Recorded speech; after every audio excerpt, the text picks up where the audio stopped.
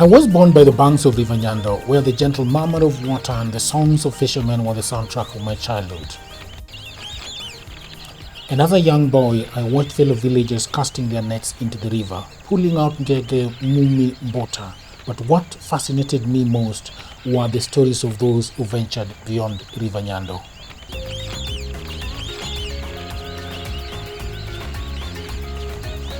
That is those that went to Karungu, Beta, Yimbo, Sango to fish in a place that seemed almost mythical to me at the time.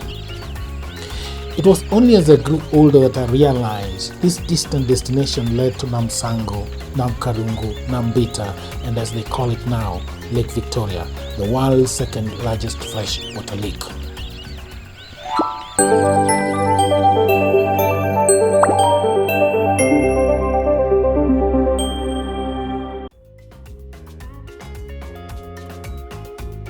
Lake Victoria has long been a cornerstone of life and a sustenance for the communities around it. It provides food, employment, and economic stability to millions across Kenya, Uganda, and Tanzania. And in Kenya alone, the lake supports over 800,000 people directly and indirectly through fishing and related activities. And the most important thing is that the lake's fishery sector contributes significantly to the region's economy. Nile perch and tilapia, for example, from the lake are the most sought after species for both local consumption and export. The fishing industry around the lake is valued at an estimated whopping USD 500 million annually, underscoring its vital role in regional livelihoods and trade. So, I wanted to go there. I needed to pick a place that is rich in culture, and what other place than the Rusinga Island.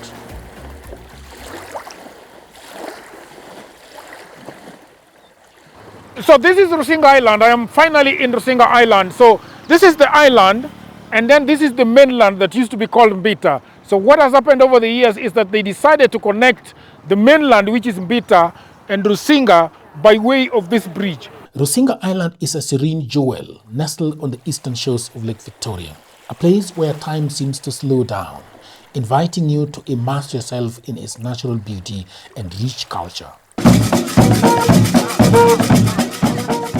And known for its stunning landscape, Rusinga is surrounded by sparkling waters, beautiful islands, and luxurious hotels. This island is steeped in history, being the birthplace of Tom Mboya, one of Kenya's most revered political figures. We are within the gallery of the Tom Mboya Mausoleum. The mausoleum sits within the Ege family homestead in Rusinga Island. Remember, Tom was buried within his father's homestead because by the time of his assassination, he had not relocated and established his own homestead. So traditionally, he had to be buried here. Visitors can explore his mausoleum. Beyond Rusinga's historical significance, it is also a sanctuary for bird watchers, with its wetlands and forests providing a home to a diverse range of avian species. So for me, the journey was not just about the thrill of fishing, but a return to a childhood curiosity, a reconnection with the water that nourished my ancestors, and a deeper understanding of the lake. To go to Rusinga, we had to leave Nairobi early in the morning. My trip coincided with my sister traveling down to our village, which made the road and the journey all more enjoyable.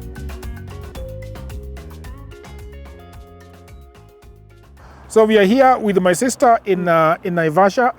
Carl is already asleep. We are heading to Nyaka. This is Natana. Natana is feeling good. Yeah. And that is Victor. Third, Mom. Oh. Yeah. So guys, for those who have been asking, Yeah. is Oduor your brother? Yes, Oduor is my brother. Kabisa, Yes. kabisa.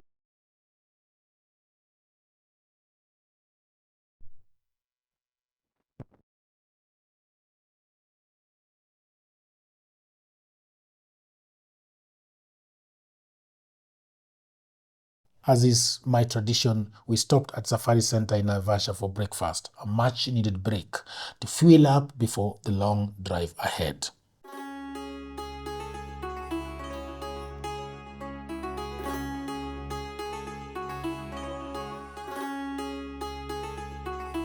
Most of you who have not taken the road from Nairobi all the way to the Nyanza region, the road is always a visual treat, taking us through some of Kenya's most charming towns, including the rolling tea plantations of Kericho and the bustling streets of Kisii town. And by evening, we arrived at Rudi, a quaint little town just 35 minutes from Rusinga Island, where we had planned to stay. Our accommodation was a stunning villa owned by Nancy. Miliden is a blend of rustic charm and modern comfort, and with an exquisite living room that felt like a slice of heaven in the village. The bedrooms are elegant and the meals are delicious. And every moment spent there was a pure delight. We couldn't have asked for a better place and a better base for our Rusinga adventures. The journey left me exhausted, and I woke up late the following day just in time to prepare for our fishing expedition. The breakfast at Miliden was nothing short of amazing.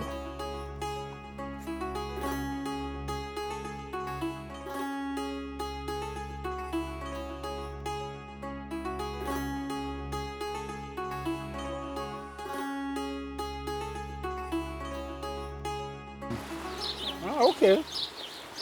So apart from we're in Takawiri, then Mfangano. Mfangano now is big.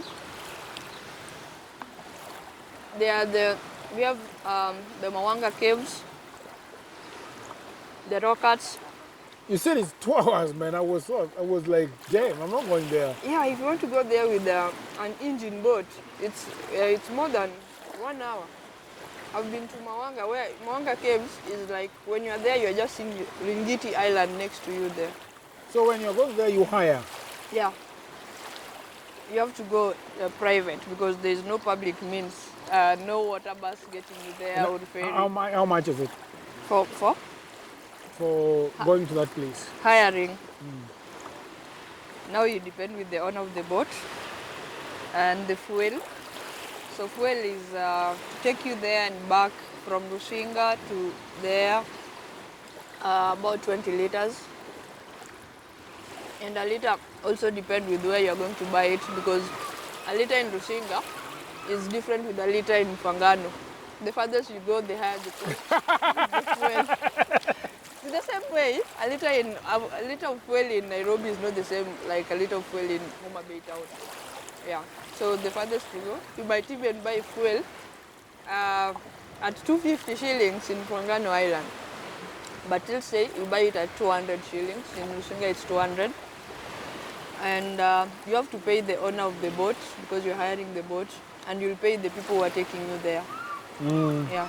Okay. Hula, my fixer, informed me that we could kick off the day with an evening of bird watching before joining the fishermen at night. She also told me that the authorities are often wary of strangers tagging along with the fishermen, so we couldn't join them for their initial setup. To reach this bird watcher's paradise, we had to arrange for a local fisherman's boat. The trip was worth every shilling, of between 4,000 to 7,500, as it offered an unforgettable glimpse into the natural beauty of Lake Victoria. So we are going to the Bird Island. We are going very late in the evening. Things are so quiet. The weather is calm. The sun is setting. The spirits are coming out. You know, we are going to see what we can see, and then hopefully we are going to get people who are. That is the sound of modernity. They used to roll this thing using what? Tell me about this beautiful woman here. Is called Sheila. Sheila, you said your father's name is what? Odhiambo. Tell me about the story of the Bird Island. Okay. Because you are an ecologist, right? Yeah, I'm into eco travel. Okay, tell me the story of the Birds Island. Yeah. The Birds Island, it's within Rusinga Island, demarcated within Rusinga Island. So it's just a tourist attraction place where you'll find various species of birds and the monitor lizards. So you'll find the eagle, you'll find the weaver bird, you'll find the peacock, and even snakes are there. Is there Omiri there? No, mostly you'll find cobras. And these black snakes which like to swim in the water. Yeah. Bird watching took us to Mombasa Island, also known as the Bird Island, a haven for wetland birds.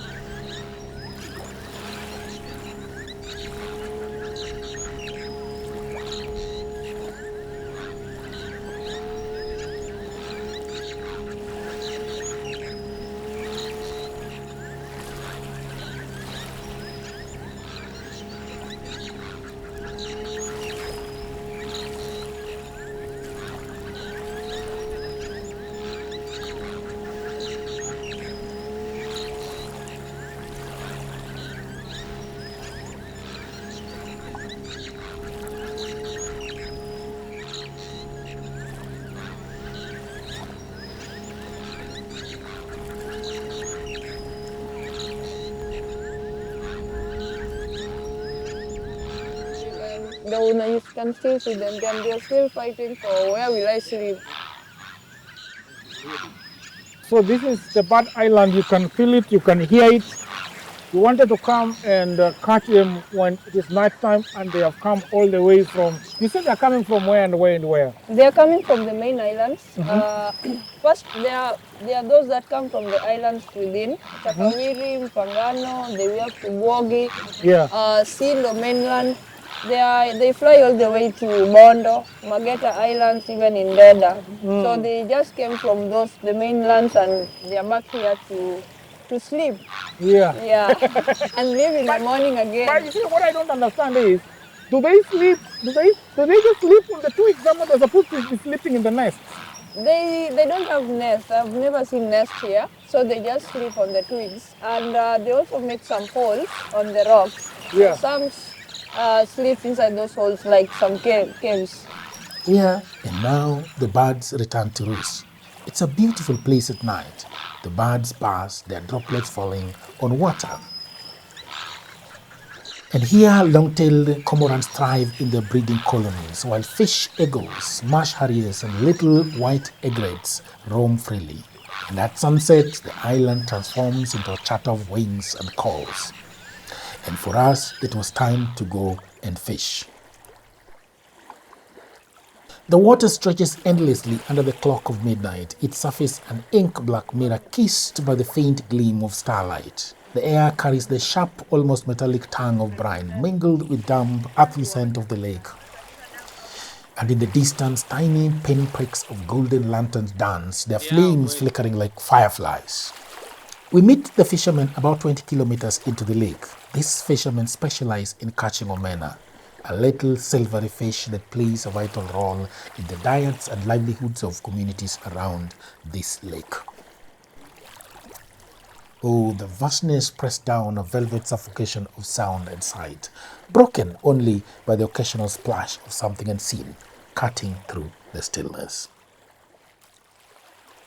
Out here where the world feels suspended, the water is alive, a deep, ancient creature, its breath lapping at the hull of the boat, its silence speaking of secrets buried far below. The weight of the night presses against the chest, the kind of solitude that makes you acutely aware of your fragile existence. It's a humbling abyss, infinite and intimate all at once.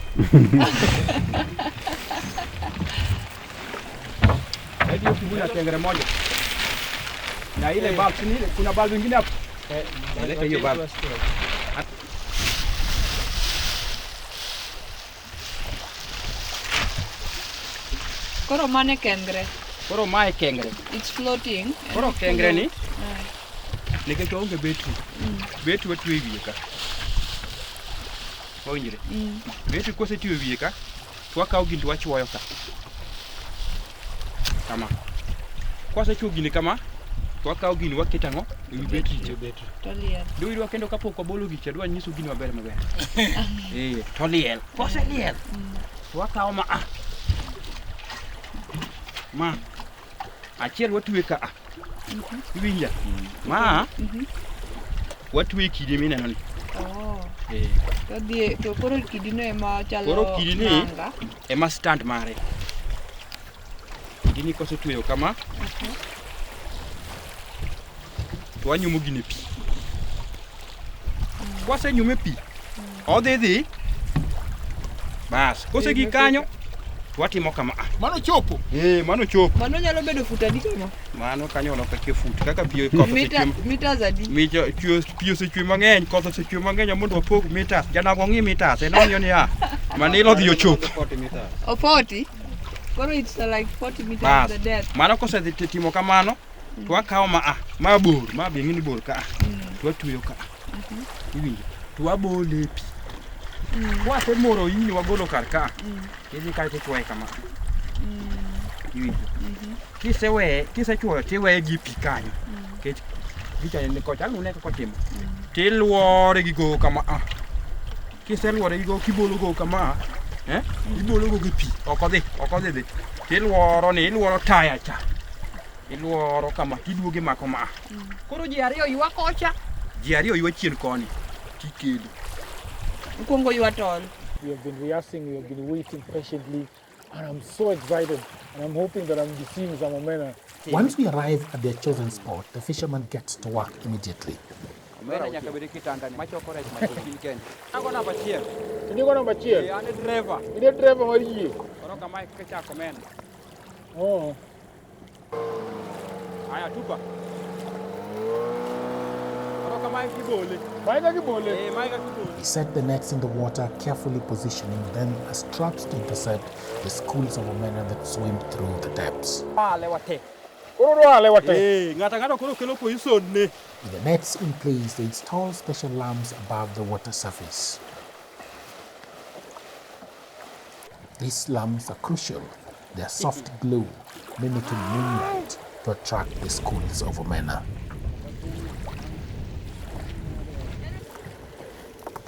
Koro tani golo. Tani kwase golo waketo kocha. No. Koro kodich kode, wanodich omena. Kabera man kuja hapa karibu. Inene. Kuja mulika daga hapa. Bidu menyo dakika.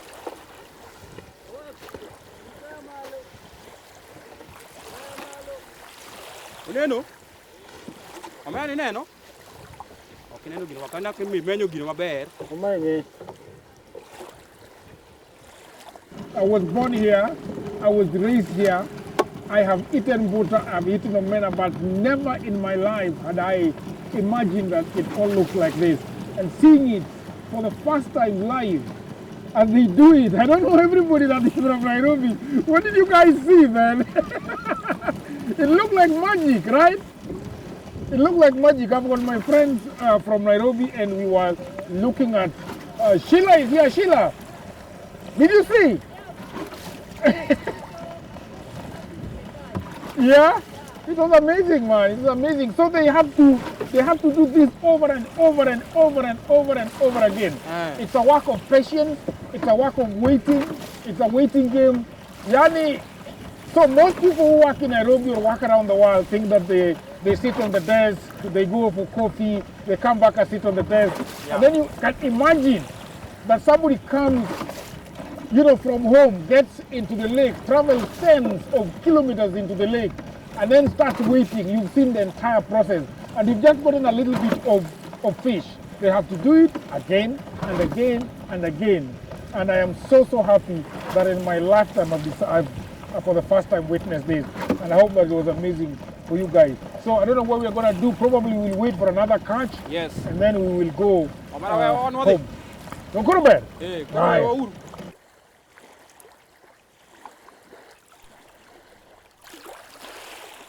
Omena fishing is more than just a livelihood.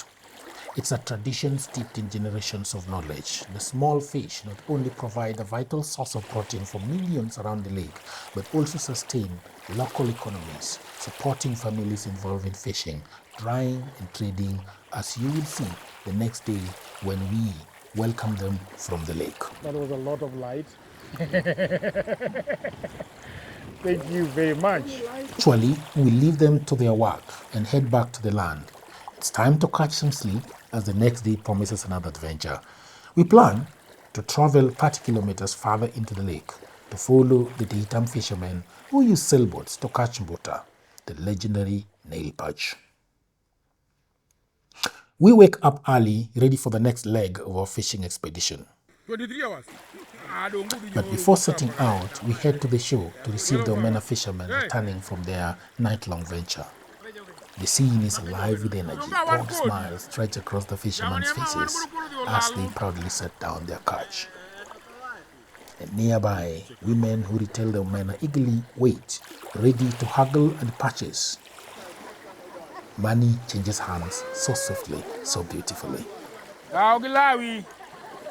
The nets, now emptied of their bounty, are spread on the grass to dry under the morning sun, already being prepared for the approaching night. Close by, women begin the meticulous process of drying the omena, spreading them out on large mats to preserve them for the market. While we immersed ourselves in the bustling activity of the omena trade, we missed the first group of mbuta fishermen. But fortune is on our side. A beach security team offers to take us out on their boat, allowing us to catch up with the remaining fishermen. Behind me are the guys going into the lake to start their fishing expedition. We are going to go with them. We don't know what awaits us in the water, but we are going to go anyway and see what. Maybe I should put on my glasses. The sun is coming out, and I am really excited. I don't know whether you guys will see me in my. That's how it is now. The journey onto the lake is breathtaking.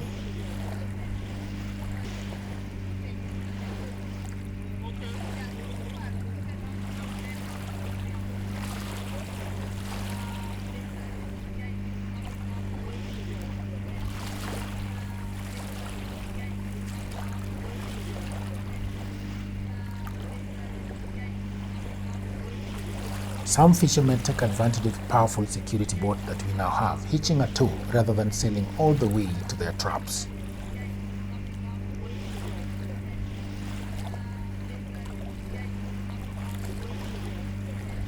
Okay, so today we are going on a fish excursion. I fish what? An excursion. Yes. Fishing for the Nile perch. Nile perch. Yeah, Nile perch. The local language you call it buta. It was introduced in Lake Victoria. There was some famine, and there was scarcity of food. Yeah. And they introduced that fish in Lake Victoria, the Nile perch. So it's much bigger in size. You can find a bigger one, almost my size. But also they also say that you know me, I like mbuta. Yeah. And the reason why I like mbuta is that you can't fake it. They don't put it on the cages. Yeah. And they don't put it on the ponds, in the fish ponds. Yeah. So you are always assured that you are eating mbuta, you're eating the real deal, right? Sure. The tilapia is a bit political. It's a bit political, and it has a lot of how do you call it? The bones. Yeah. But with mbuta has a very good flesh. Yeah, and you can make fillets from it compared to tilapia. So we are going to see how they fish the tilapia, the big ones. Yeah. So we are going to be traveling for how long? It's about 1 hour. About 1 hour travel? Yeah. To the island? Yeah, to the island. Pulling everybody? Pulling everybody. But why are we pulling everybody, by the way? So we can go faster. Because they are sailing with the sail. It's normally they use the direction of the wind.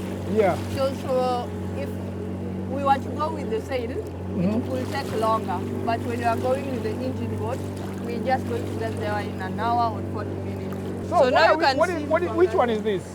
That is Ngode Island.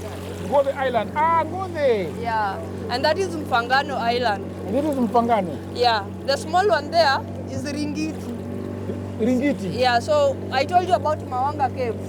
Yes. So Mawanga Caves is just some few meters to Ringiti. It's on the other side of the island. That's why I was telling you to get there, you need like 1 hour or 2 hours by a boat when you leave Rusinga.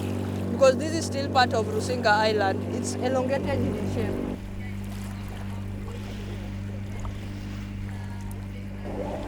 So we have reached a place where now we are going to start fishing. Sindio, you know, we are pulling three boats with Yamaha. 40 what? 40 horsepower. These are people already fishing. You can see them fishing over there. If you look around, there are buoys everywhere. Buoys are the floaters. So these buoys will tell the fishermen where they are coming to harvest, basically, right? Yeah. So we are so lucky today that we are seeing this thing. I was born by the lake. I have never seen such a thing. And today, you know, witnessing this thing live as they do it is an honor. And one of the things that I want to do with my life is to show people places they want to go, but they cannot reach, correct? Yeah. So if you look over there, what is happening there is that they are trying to, tanga is called what in English? The sail. Yeah. They are now setting sail right now.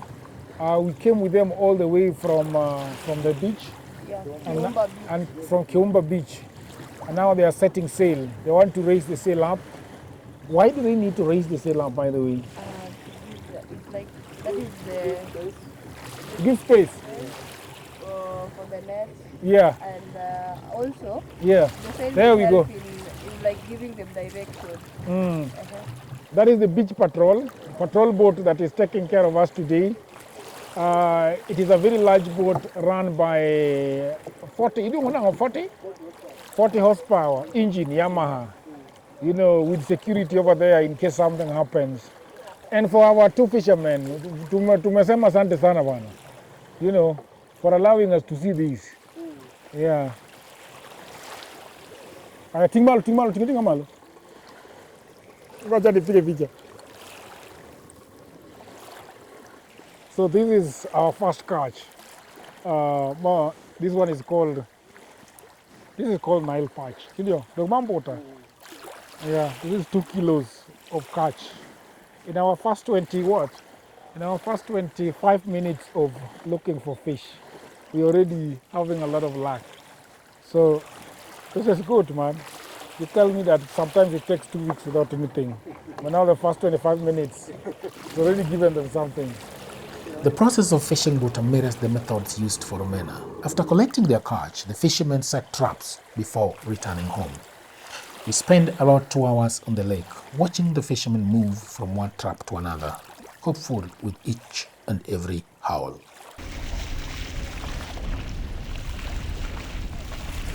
Our time on the lake includes a special detour to the mythical Ruby Island, also known as King's Island. This island is a place of wonder and history.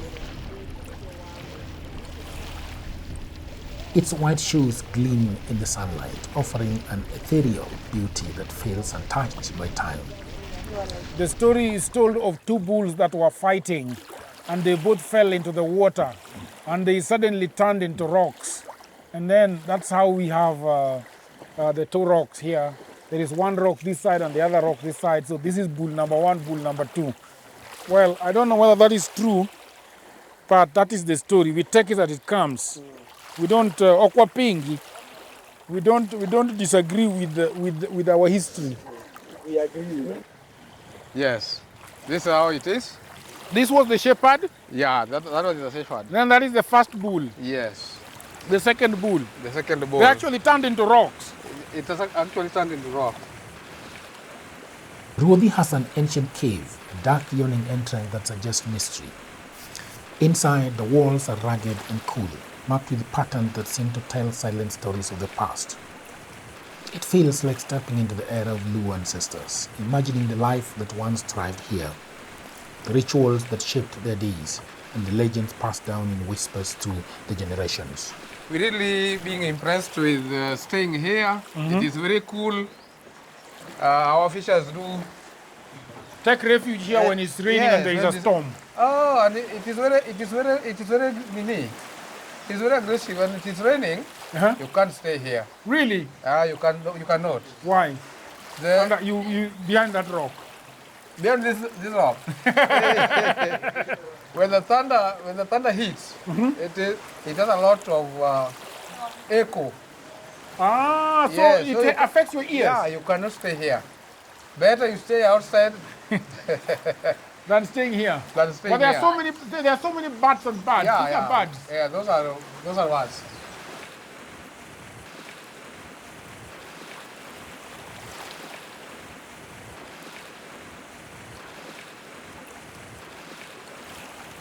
So a lot of times when people are going to far off places like Santorini, Greece, they go to Bali, Indonesia, they go to several places around the world where the beaches are white, there is beauty all around.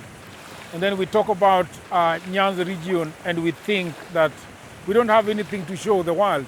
This is what it is. And this is what I think everybody who has the money should come here and put some money here.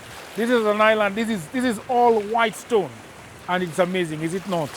The island is full of monitor lizards, the island is full of birds, the island is full of great things. And I can imagine, you know, coming from Nairobi or coming from Mombasa, coming from anywhere, and just looking at this beauty. You can have an eco-friendly villa, right? Yes, yes. Yeah, that coexist with the monitor lizard, that coexist with the birds. Made of bamboo, yeah, and what? Grass thatch, you know? So that people enjoy and also coexist, because we are also animals. We can come and we live among fellow animals and enjoy, you know? And when you come here and build such a thing, the people will find jobs, the people will supply you with food, the people will supply you with everything that they can, so that we don't have njaa in Kenya. We have love to give and to receive.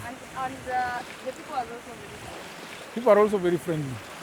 Yeah, I've seen the people are very friendly. They have treated us like kings. What can you say? You know, the people here are so good, like really, really, really good.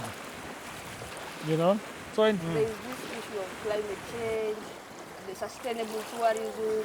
I think that is where we are heading now, sustainable tourism. So what do I mean by sustainable tourism? It's tourism that the places you visit, you make a difference and maybe you live them better. You don't interfere with the environment, even with the community. So in the next 20 years, I have a vision of seeing places like this. If it's tree, it's conserved. You walk around, you don't see plastics. You walk around, you see nice villas, the way you are talking about. Maybe somewhere like a campsite. Maybe people don't stay here, the community, but guests can just come here. They find a cottage there, roof thatched, or even made from bamboos. Not alone, not only this place, but within our ecosystem, wherever we visit. I've always wanted to do this. I've always wanted to come to Nyanza and show the people of the world what Nyanza is made of. Some go to Santorini, Greece, some go to Bali, Indonesia, some go to where?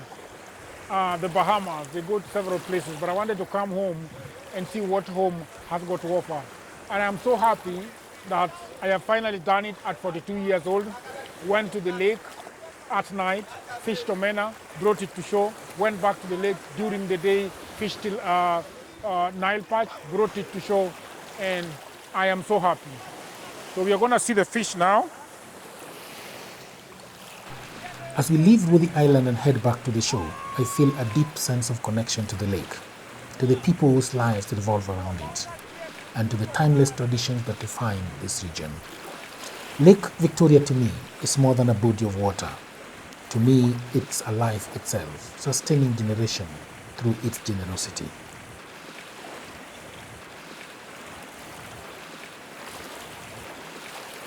And what did the trip teach me? The trip taught me about ingenuity.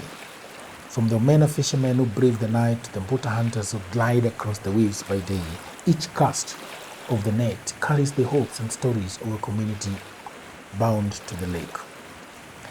And as the sun dips lower in the sky and paints the water with shades of gold, I'm reminded that while the methods may evolve, the spirit of the lake and its people remains unchanging, a powerful legacy that will continue to thrive for generations to come. This is Dialogues with Jagero.